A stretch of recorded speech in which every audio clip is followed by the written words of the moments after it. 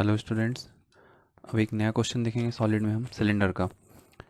Question है, a cylinder of 40 mm base diameter and 50 mm long axis is resting on HP on a point of its base circle circumference. The generator containing that point is 30 degree inclined to HP and its axis is 45 degree inclined to VP. Draw its projections.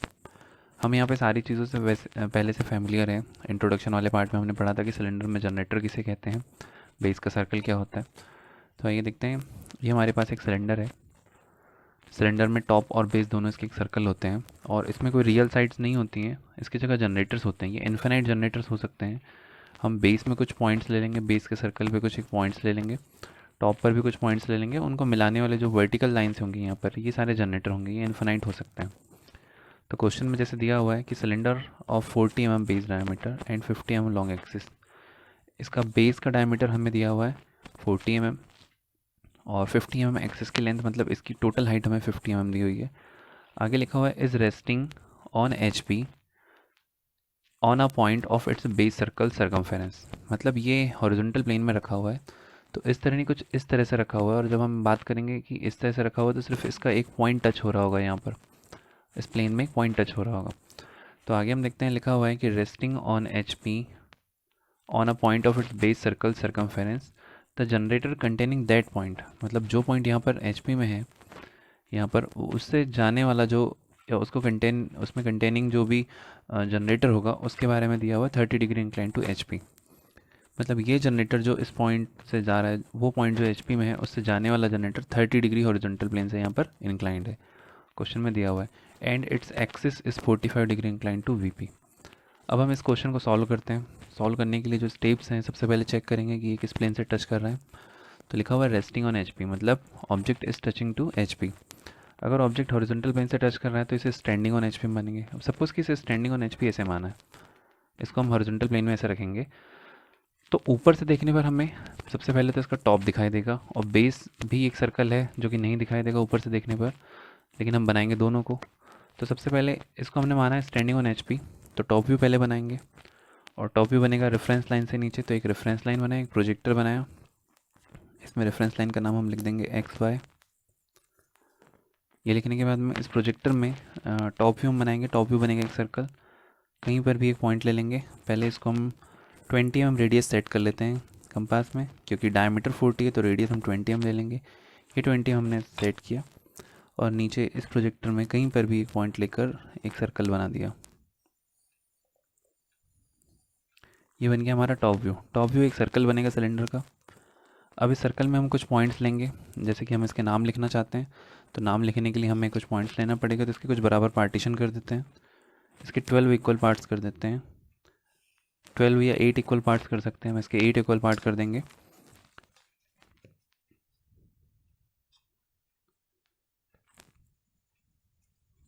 Forty five degree के अगर मैं angle यहाँ पे बना देता हूँ तो ये कुछ पार्ट्स में डिवाइड हो जाएगा, 8 इक्वल पार्ट्स में डिवाइड हो जाएगा।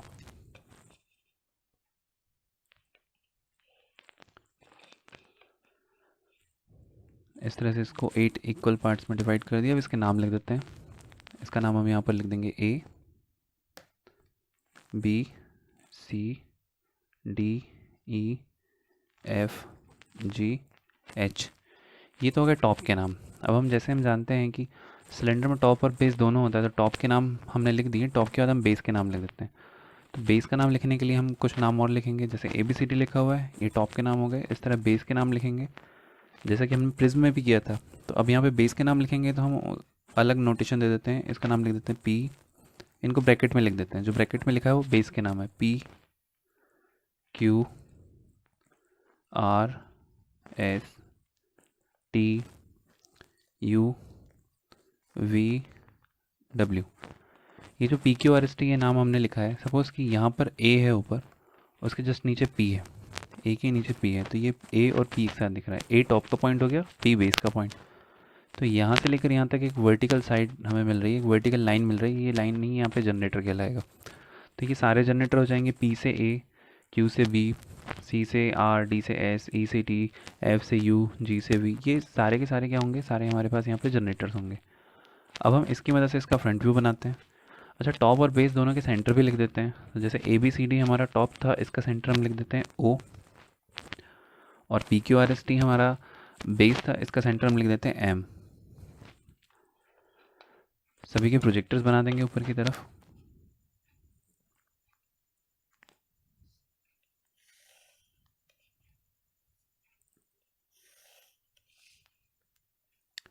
इस तरह यहाँ पे टॉप व्यू में जितने भी पॉइंट्स हैं सभी के हम प्रोजेक्टर्स बना देंगे फ्रंट व्यू बनाने के लिए।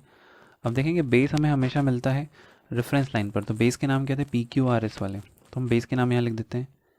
यहाँ हो जाएगा P dash, Q dash, R dash, S dash, T dash, फिर ये यू है तो यहाँ पर यू डैश, वी, डब्ल्यू, और बेस का सेंटर एम था तो यहाँ पर और एक और आ जाएगा एम डैश। ये सारे हमने बेस के नाम लिख दिए। बेस के नाम लिखने के बाद हम टॉप के नाम लिखेंगे। तो टॉप कितने ऊपर मिलेगा, यहाँ से हमें एक्सेस की लेंथ 50 mm दिया हुआ है, तो यहाँ से 50 mm अबव एक पॉइंट लेंगे और इस बेस के पैरेलल यहाँ पर हम एक टॉप बना देंगे इसका, और इसमें हम टॉप के नाम लिख देंगे। तो टॉप के नाम ए बी सी डी वाले थे, तो इससे पहले जो एक्स्ट्रा प्रोजेक्टर्स हैं इनको इरेज कर देते हैं।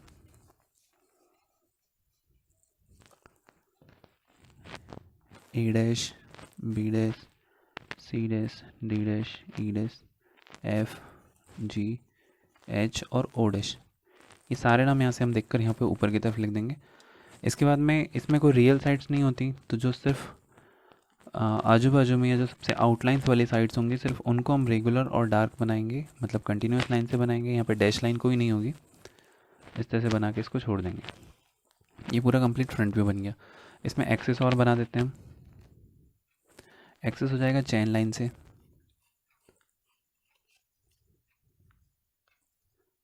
इस तरह से एक्सेस को शो कर देंगे। डायमेंशंस लिख देते हैं। इसकी हाइट हमें दी हुई है 50 mm, तो हम 50 mm यहाँ पे एक्सटेंशन लाइन बनाएंगे। इस तरह यहाँ पर डायमेंशन लाइन बनाएंगे। यहाँ पर 50 mm लेंथ दी हुई थी तो 50 mm लिख देंगे इसकी हाइट, या एक्सेस की जो लेंथ हमें दी हुई है 50, ये हो गया। इसी तरह इस सर्कल का भी डायमीटर लिखेंगे, तो यहाँ पर डायमेंशन लाइन अंदर की तरफ बनाते हैं, उसमें एरो बनाएंगे, फिर आगे इसको लीडर लाइन की तरह आगे बढ़ाएंगे, हॉरिजॉन्टल एक्सटेंशन लेंगे, और यहाँ पर डायमीटर को जैसे हम 5 लिखते हैं तो हम यहाँ पे 5 लिख कर लिखेंगे 40। इस तरह 5 से हम यहाँ पे डायमीटर को शो करेंगे। ये बन गया फ्रंट व्यू टॉप व्यू हमारा फर्स्ट केस में, जहाँ पे हमने एज्यूम किया इसे स्टैंडिंग ऑन एचपी। अब जब नेक्स्ट स्टेप करेंगे तो नेक्स्ट स्टेप में हम देखते हैं इंक्लाइनेशन देखेंगे। हम इसे जिस प्लेन में रखे हैं उसके साथ में किस चीज़ का इंक्लाइनेशन दिया ये फाइंड आउट करना है। तो हमने इसे स्टैंडिंग ऑन एचपी माना है। एचपी के साथ यहाँ पे इंक्लाइनेशन दिया हुआ है एक जनरेटर का। The generator containing that point is 30 degree incline to HP. और ये कौन से पॉइंट की बात कर रहे हैं, वो वाला पॉइंट जो कि एचपी में है। क्वेश्चन में हमने देखा है यहाँ पे लिखा हुआ है resting on HP on a point. तो पहले ही देखते हैं कौन सा पॉइंट होगा बेस का वो। तो हम जानते हैं यहाँ पे जो लास्ट जनरेटर में होगा वो वाला पॉइंट होगा। टॉप व्यू में जो लास्ट जनरेटर में आया होगा वो पॉइंट एचपी में होगा। तो यहाँ पे ई है और टी, तो ई हम जानते हैं टॉप का पॉइंट है और टी बेस का पॉइंट है, तो ऑब्वियसली टी वो वाला पॉइंट होगा, बेस का वो पॉइंट होगा जो कि एचपी में रहेगा। तो टी से जाने वाला जनरेटर कौन सा हो जाएगा, टी से जाने वाला जनरेटर यही हो जाएगा टी और ई, मतलब टी से ई। इस जनरेटर का इंक्लाइनेशन दिया हुआ है 30 डिग्री एचपी से। अभी इस जनरेटर को हम देख रहे हैं यहाँ पर ये परपेंडिकुलर है, इसको 30 डिग्री इंक्लाइन करना है। तो इस पूरे डायग्राम को यहाँ पर कॉपी करेंगे, कुछ इस तरह कॉपी करेंगे कि ये जो जनरेटर है लास्ट वाला टी डैश ई डैश ये 30 डिग्री इंक्लाइन हो जाए। तो सबसे पहले उसे ही 30 डिग्री इंक्लाइन करके बना देते हैं। तो यहाँ कहीं भी एक रैंडम डिस्टेंस पर एक पॉइंट ले लेंगे, उस पॉइंट पे 30 डिग्री इंक्लाइन करते हुए एक लाइन बनाएंगे।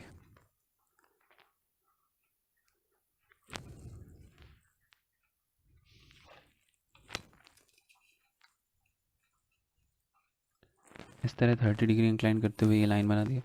इस 30 डिग्री इंक्लाइन लाइन में हम ये टी डैश और ई डैश बनाएंगे। तो टी डैश से ई डैश तक का डिस्टेंस हम यहाँ से कॉपी करेंगे कंपास की मदद से। इतना डिस्टेंस यहाँ लिखकर यहाँ से यहाँ कॉपी कर दिया, ये हो जाएगा ई डैश। अब इसके बाद हम देखते हैं कि इस जनरेटर पर ये बेस और जनरेटर दोनों आपस में परपेंडिकुलर है, तो यहाँ से एक परपेंडिकुलर लाइन इस तरफ बना देते हैं। या तो ड्राफ्टर की मदद से बनाएंगे या हम इस प्रोटेक्टर की मदद से बनाते हैं परपेंडिकुलर लाइन।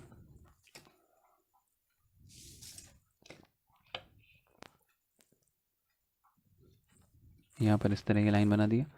इस लाइन में हम अब सारे पॉइंट्स को यहाँ से नाप कर कॉपी कर लेते हैं। तो हम देखते हैं यहाँ से टी से यू तक एक पॉइंट है सबसे पहले, तो इसको यहाँ से यहाँ तक हम मार्क कर देंगे। उसके बाद में इस टी से सेंटर तक का देख लेंगे, वी तक, ये डिस्टेंस भी यहाँ रख के यहाँ पर मार्क करेंगे। फिर आगे देखते हैं यहाँ टी से डब्ल्यू तक, ये डिस्टेंस कॉपी करेंगे, यहाँ रख के ये भी मार्क कर दिया। एंड लास्ट वन टी से पी तक, ये पूरा बेस कवर हो गया। इसको यहाँ रख के यहाँ से यहाँ तक ये मार्क कर देंगे। अभी इनके नाम हम लिख देंगे, जैसे ये टी डैश है, ये यू डैश, एस डैश जैसे यहाँ लिखा है वैसे लिख देते हैं, वी डैश, आर डैश और एम डैश भी यही है। आगे डब्ल्यू डैश है और क्यू डैश भी यहाँ है। आगे यहाँ पर हो जाएगा पी डैश। अब जैसा ये डायग्राम बना है इसको यहाँ पे एज इट इज़ कॉपी कर देते हैं। बेस के पैरेलल लाइन यहाँ पे आपको ऊपर की तरफ मिल जाएगी और इस लाइन के पैरेलल ये सारी लाइन्स हैं, तो इनको हम बना देते हैं। जनरेटर और एक्सिस सारे सभी यहीं पे बना देंगे इस तरह। जैसा यहाँ बना था उसको सेम यहाँ पे हमने कॉपी कर दिया और इस तरह से कॉपी किया कि जनरेटर इसका 30 डिग्री इंक्लाइंड हो गया, जैसा कि हमें क्वेश्चन में दिया हुआ है एचपी से 30 डिग्री इंक्लाइंड है जनरेटर। एक्स्ट्रा लाइंस को इरेज करके बाकी जो भी बचे हुए नाम है वो भी हम यहाँ पे लिख देते हैं ताकि हमें प्रोजेक्टर बनाने में आसानी हो जाए। इसको हम चैन लाइन से शो कर देते हैं। ये हमारा एक्सिस है, यहाँ हो जाएगा A dash, B dash, C dash, D dash, E dash के बाद F, G, H and O dash यहाँ पर। इन सभी के अब प्रोजेक्टर्स और यहाँ से लोकस बनाकर यहाँ पे एक फाइनली टॉप व्यू बनाएंगे। तो पहले प्रोजेक्टर्स ड्रॉ कर देते हैं।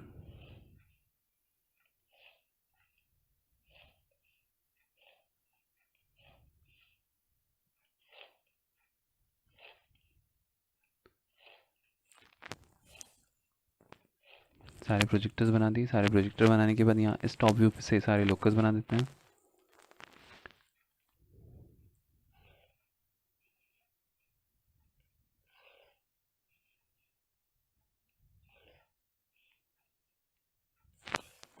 इस तरह सारे लोकस बना दिए। लोकस बनाने के बाद यूजुअली हम जैसे पॉइंट्स को फाइंड आउट करते हैं, कॉमन पॉइंट्स वो ढूंढ लेंगे। कॉमन पॉइंट ढूंढने के लिए सबसे पहले टॉप के पॉइंट ढूंढ लेते हैं। यहाँ से ए का लोकस, ए का प्रोजेक्टर यहाँ पर हो जाएगा ए, बी, सी, डी, ई, एफ, जी, एच और इसका सेंटर था ओ, तो यहाँ हो जाएगा ओ। इसी तरह यहाँ से मिल जाएंगे P, Q, R, S, S यहाँ पर होगा, टी, यू, वी, डब्ल्यू और यहाँ पर हो जाएगा इसका सेंटर एम। सारे पॉइंट्स मिल गए। सारे पॉइंट मिलने के बाद हम जानते हैं कि अगर हम टॉप व्यू बना रहे हैं तो फ्रंट व्यू को यहाँ ऊपर से देख रहे होंगे। जब यहाँ ऊपर से देखेंगे तो हम देख रहे हैं यहाँ से ये टॉप वाला पोर्शन पूरा विजिबल होगा। ऑब्जर्व को टॉप वाला पोर्शन पूरा विजिबल होगा, तो हम इस टॉप को पहले बना देते हैं और ये मिलाएंगे हम फ्री हैंड। तो इसको फ्री हैंड इस तरह से मिला देते हैं।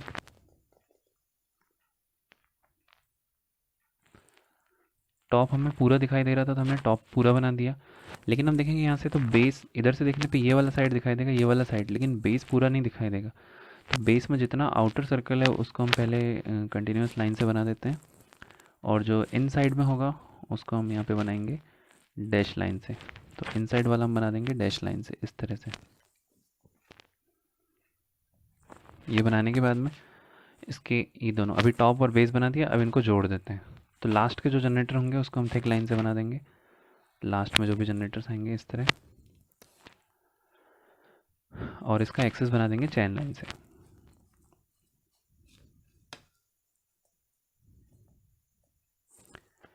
ये यहाँ तक हमारा सेकंड स्टेप कंप्लीट हो गया।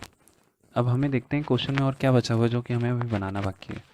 तो क्वेश्चन में अभी एक्सेस का 45 डिग्री वीपी से इंक्लाइनेशन दिया हुआ है।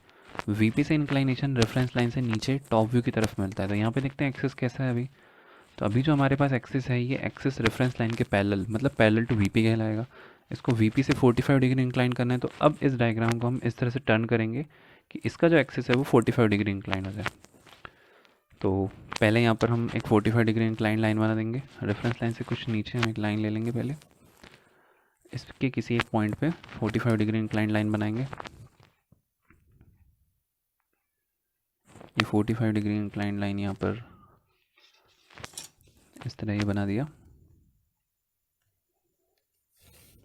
45 डिग्री। अब इस लाइन में हम पहले एक्सेस को प्लॉट कर देते हैं, देन उसके बाद में बाकी के बचे वाले पॉइंट्स बना देंगे, तो हमारा डायग्राम सेम कॉपी हो जाएगा। तो एम कहीं पर भी ले सकते हैं हम, पहला पॉइंट एम कहीं पर भी ले लिया, एम यहाँ ले लेते हैं, फिर एम से ओ तक का डिस्टेंस नाप लेते हैं। एम से ओ तक का डिस्टेंस नाप लिया, यहाँ पर हो गया ओ। अब ये पॉइंट्स बना देने के बाद देखते हैं, एम के बाद ये टी है, एम के बाद पी है, ओ के बाद इधर ए है और ओ से इधर ई है। ये सारे पॉइंट मार्क हम यहाँ से मेज़र कर करके मार्क कर देते हैं। एम के बाद ये पी, यहाँ पर हो गया पी, एम से T, so this one T, O से ए, यहाँ पे ओ से ए, ओ से ई, तो ओ से ई यहाँ पर नाप कर ये बना दिया ई, ये हो गया ई। इस लाइन में जितने पॉइंट्स थे वो तो बना लिए, लेकिन ये सारे पॉइंट के लिए हम अगर ये वाला पॉइंट और ये वाला पॉइंट दोनों मार्क मिल जाए तो ये परपेंडिकुलर लाइंस मिल जाएंगी। सेम इधर भी ये दोनों पॉइंट, इनको भी मार्क कर देते हैं। एम से यहाँ तक, इधर एम से इस तरफ, फिर यहाँ पर भी हो जाएगा। ओ से इधर ये मार्क कर दिया, ओ से इस तरफ का ये डिस्टेंस ले लिया, और ओ से इधर ये भी मार्क कर दिया। इन सभी पॉइंट्स पर हम देखेंगे कि ये सारी लाइंस इस पी और ई वाली लाइन पर ये सारी लाइन परपेंडिकुलर है, तो यहाँ पर भी सारी लाइन परपेंडिकुलर बना देंगे। तो सबसे पहले किसी एक लाइन को परपेंडिकुलर बना देते हैं, उसके पैरेलल हम सारी लाइंस बना देंगे।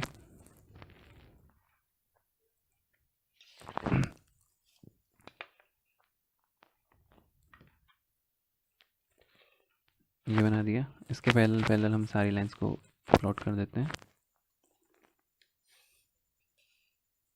याद रहे कि ये डायग्राम हमारा जैसा यहाँ पर बना हुआ वैसा ही विद डायमेंशन सेम कॉपी होना चाहिए।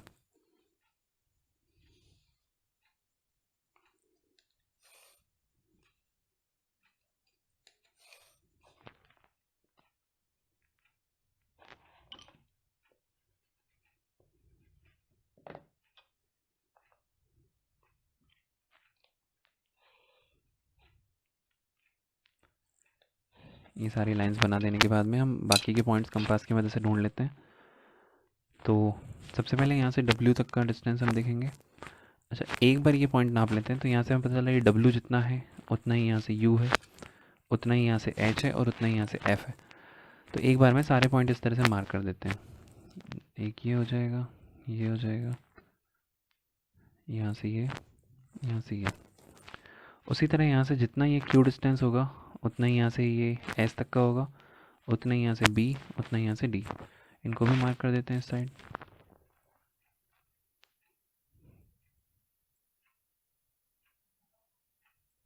ये मार्क कर दिया। अब बचा यहाँ से M से V तक का डिस्टेंस, तो जितना M से V होगा उतना ही यहाँ O से G होगा, वो भी मार्क कर देंगे।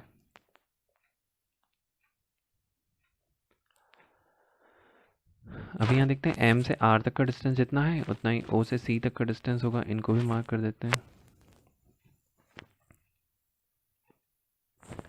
अब जैसे यहाँ पर नाम लिखे वैसे यहाँ पे सारे नाम लिख देते हैं। P के बाद ये हो जाएगा Q R S T U V W, यहाँ पे B C D E F G H।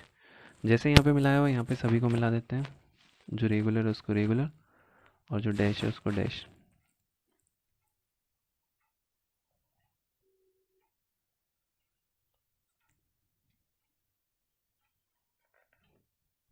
इनको हम इस तरह से फ्री हैंड बनाएंगे। एलिप्टिकल टाइप का शेप मिलेगा ये।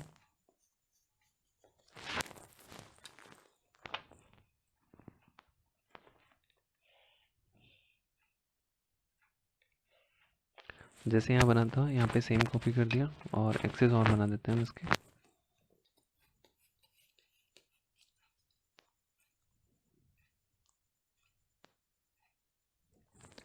ये सारे पॉइंट्स बनाने के बाद जितने एक्स्ट्रा लाइंस थी ये हम इरेज कर देते हैं इनको। अब यहाँ पे एक फ्रंट व्यू बनाना है जो कि फाइनल फ्रंट व्यू होगा हमारा। उसको बनाने के लिए हम यहाँ से कुछ लोकस बनाएंगे और यहाँ से प्रोजेक्टर्स बनाएंगे, तो वो भी बना देते हैं पहले। सबसे पहले लोकस बना दूँ मैं।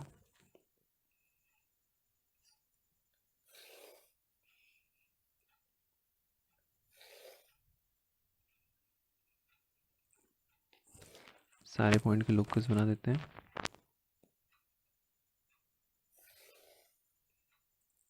यहाँ पे कुछ लोकस कुछ पॉइंट्स के लोकस एक दूसरे को ओवरलैप भी कर सकते हैं।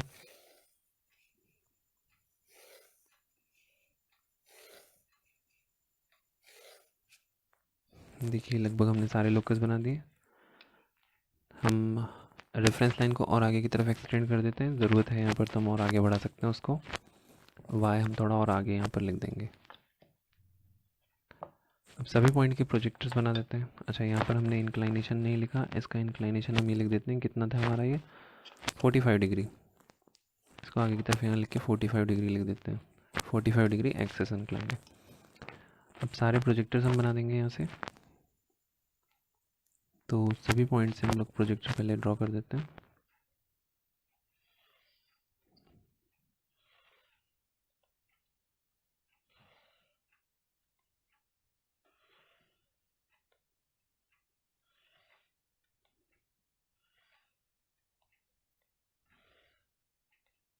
यहाँ पर बहुत ध्यान से बनाना होगा हमें क्योंकि डायग्राम बहुत ज़्यादा कॉम्प्लिकेटेड दिखाई देगा आगे, लेकिन हम एक एक करके पॉइंट ढूंढेंगे तो ये बहुत आसान हो जाएगा।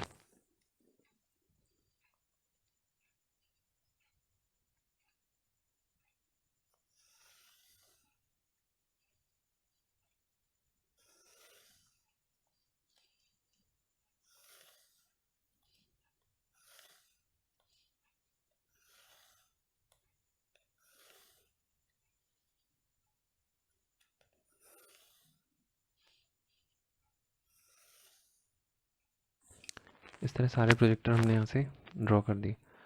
अब सारे प्रोजेक्टर और लोकस में कॉमन पॉइंट्स ढूंढ के हम सारे पॉइंट को पहले फाइंड आउट कर लेते हैं। सबसे पहले हम बात करेंगे टॉप की। तो ए का प्रोजेक्टर और ए का लोकस यहाँ मिल रहा है, यहाँ हो जाएगा ए डैश। इसी तरह बी का, ये बी का प्रोजेक्टर है, यहाँ पर आकर मिलेगा, ये हो जाएगा बी डैश। सी का प्रोजेक्टर और सी का लोकस यहाँ हो जाएगा सी डैश।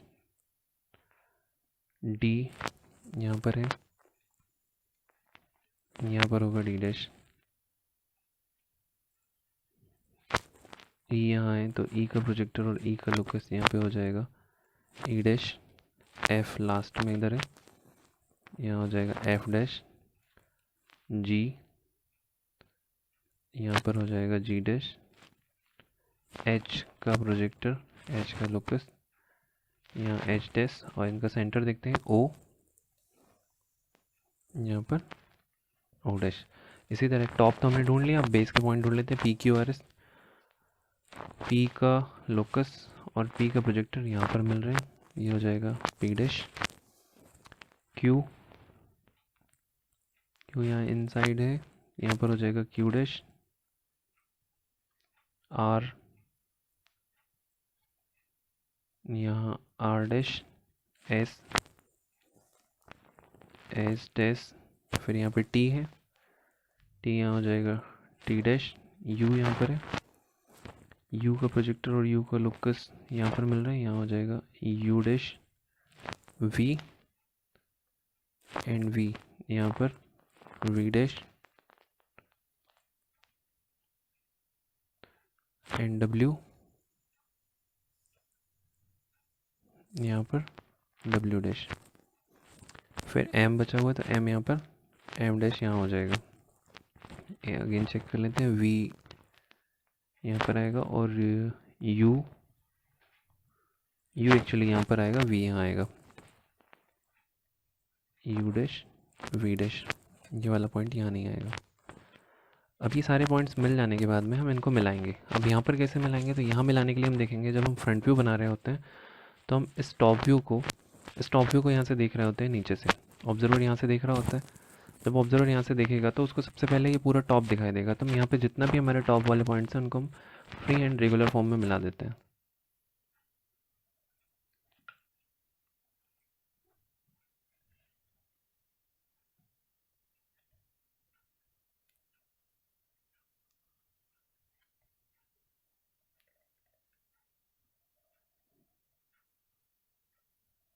इस तरह से हमने इसको यहाँ पे ज्वाइन कर दिया। अब बात करते हैं बेस की। ऑब्जर्वर के जस्ट पास में यहाँ पे टॉप है तो टॉप पूरा दिखाई देगा, बेस पूरा नहीं दिखाई देगा। बेस की सिर्फ आउटर लाइन दिखाई देगी। तो जितनी भी आउटसाइड की लाइन हमें यहाँ पे लगती है हम उतने को यहाँ तक मिला देते हैं इस तरह से। और बाकी देख लेते हैं पहले हम इनको डैश लाइन मिलाने से पहले। अच्छा, यहाँ पे ध्यान देंगे कि जितने भी आउटसाइड के जनरेटर्स होंगे, मतलब सिर्फ 2 ही जनरेटर मिलेंगे आउटसाइड में, तो हम लास्ट में जो भी पॉइंट होंगे उनको हम इस तरह से यहाँ मिला देंगे। और अगर पॉइंट नहीं मिलते हैं लास्ट में तो हम इस तरह, जिस तरह हम टेंजेंट बनाते हैं इस तरह से हम इसको यहाँ से यहाँ तक ज्वाइन कर देंगे, इस साइड भी इस साइड भी। जनरेटर हज़ारों हो सकते हैं पर हम सिर्फ 2 ही जनरेटर बनाएंगे जो कि सबसे आउटसाइड वाले होंगे। इन जनरेटर्स को बना देने के बाद ये जो अंदर की तरफ बचा हुआ है बेस है, इसको हम यहाँ से डैश लाइन से इस तरह ज्वाइन कर देंगे। ये करने के बाद हम एक्सिस को यहाँ पे मिला देंगे और चेन लाइन से इस तरह से चेन लाइन से ही मिला देंगे। तो फाइनली हमारा ये डायग्राम बन गया। ये क्वेश्चन हमारा कंप्लीट हो गया। क्वेश्चन जो दिया हुआ था उसको हम एक बार देख लेंगे और इसके सॉल्यूशंस देख लीजिए। तीनों स्टेप कंप्लीट हो गए।